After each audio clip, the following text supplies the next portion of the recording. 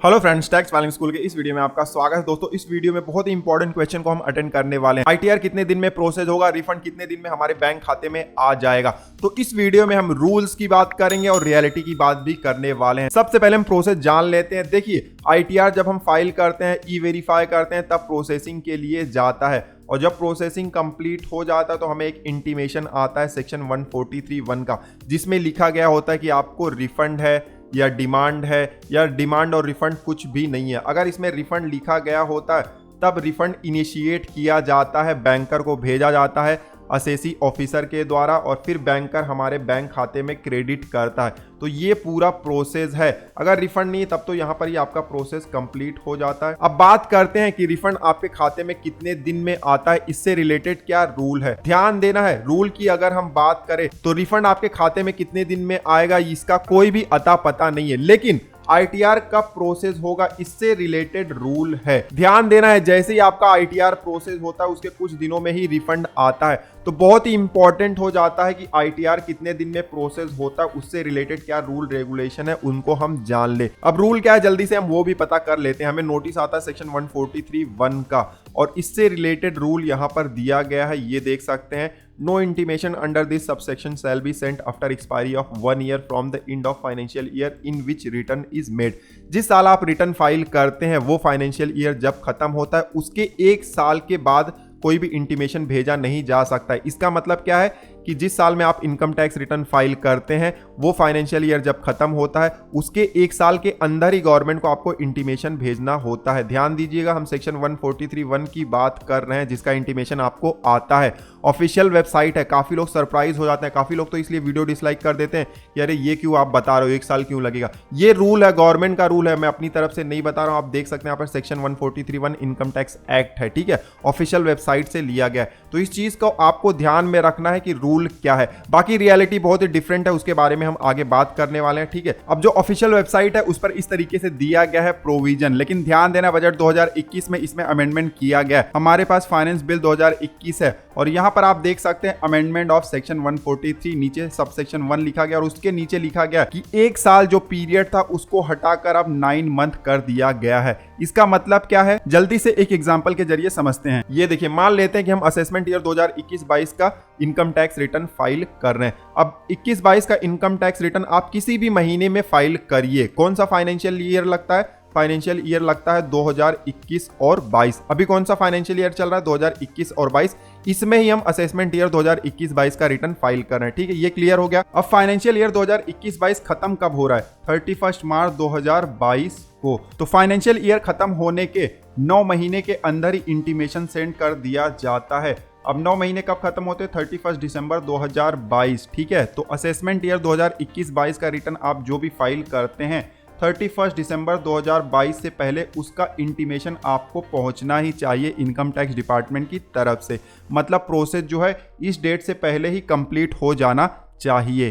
तो जिस तरीके से आपका असेसमेंट ईयर होगा, फाइनेंशियल ईयर होगा, उस हिसाब से आप कैलकुलेट कर सकते हैं। ये मैंने आपको एग्जांपल दिखा दिया हुआ है। तो करंटली यही रूल अब एप्लीकेबल हो जाएगा। तो ये रूल है और इसको समझ लेना भी बेहद जरूरी होता है। आपको पता होना चाहिए कि एक्चुअल में क्या रूल है, भले रियलिटी में क्या होता है वो डिफरेंट चीज है, ठीक है। अब हम रियलिटी की बात कर लेते हैं। अब रियलिटी में रिफंड कब आएगा इसका हम अनुमान लगा सकते हैं। अनुमान हम किस बेस पर लगाएंगे? जो पिछले सालों का हमारा एक्सपीरियंस रहा हुआ उसके बेस पर और इस साल अभी तक जो हमने रिटर्न फाइल किए हुए उनका जो प्रोसेस हुआ उसके बेस पर। अब पिछले साल में हमारे पास लगभग 800 से ज्यादा केसेस थे, जिनमें से आईटीआर 1, 2, 3, 4 मैक्सिमम थे। आईटीआर 1 और आईटीआर 4 सबसे ज्यादा होते हैं, तो उनका ही एक्सपीरियंस हम यहाँ पर शेयर करने वाले हैं।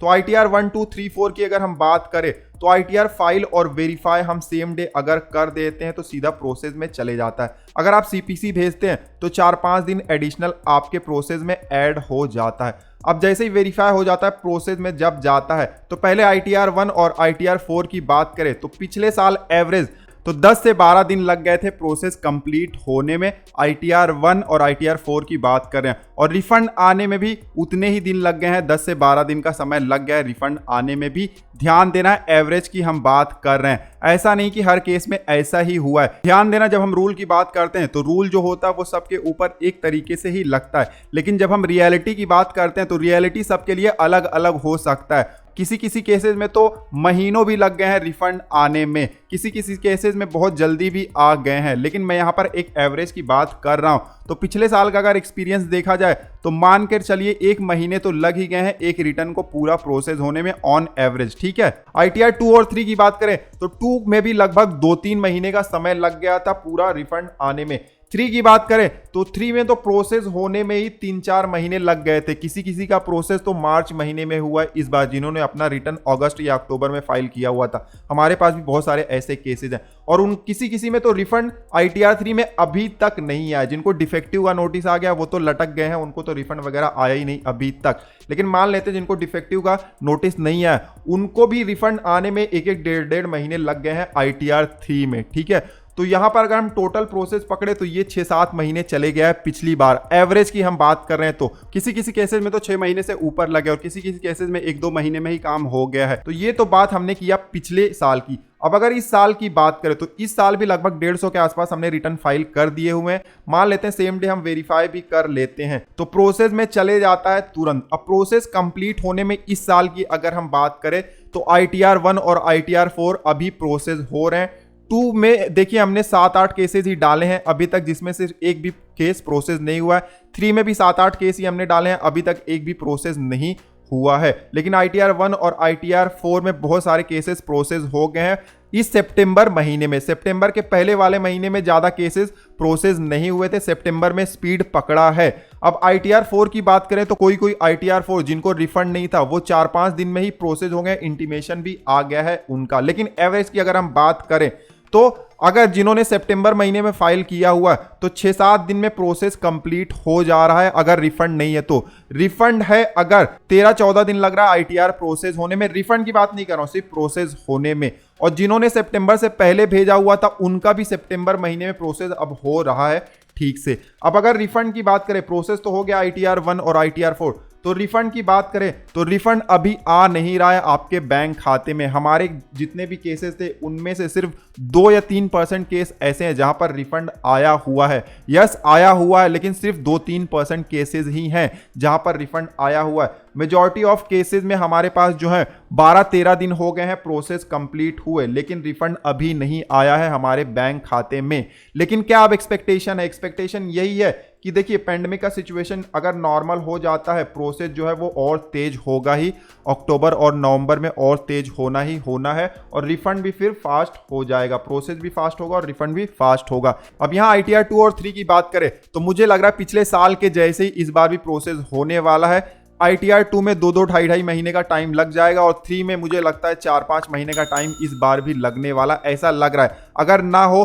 तो बहुत ही अच्छी बात है। यही एक चीज का डर है कि थर्ड वेव फिर से ना आ जाए और प्रोसेस हमारा फिर से स्लो हो जाए या हॉल्ट हो जाए। तो उसको अगर हम इग्नोर कर दे, वो चीज ना हो, तब प्रोसेस जो है वो अक्टूबर और नवंबर में तेज होगा, ऐसा लग रहा है। क्योंकि सितंबर में प्रोसेस तो तेजी से हुआ है, रिफंड भले ही नहीं आया लेकिन प्रोसेस तेजी से हुआ है। तो ये ओपिनियन हमने यहाँ पर आपको बताया हुआ है, रूल भी बताया है कि रूल के हिसाब से क्या होता है और रियलिटी अभी क्या चल रहा है। मेजॉरिटी ऑफ केसेस को लेकर हमने बताया हुआ। देखिए सबका एक्सपीरियंस अलग अलग हो सकता है। रियलिटी वाला रूल जो है वो तो इनकम टैक्स डिपार्टमेंट का, वो तो सबके लिए एप्लीकेबल है, लेकिन रियलिटी वाला चीज सबके लिए अलग अलग हो सकता है। आई होप कि ये वीडियो आपके लिए यूजफुल रहा होगा। इस वीडियो में बस इतना, मिलते हैं आपसे अगले वीडियो में। तब तक आप हंसते रहें, मुस्कुराते रहें। धन्यवाद।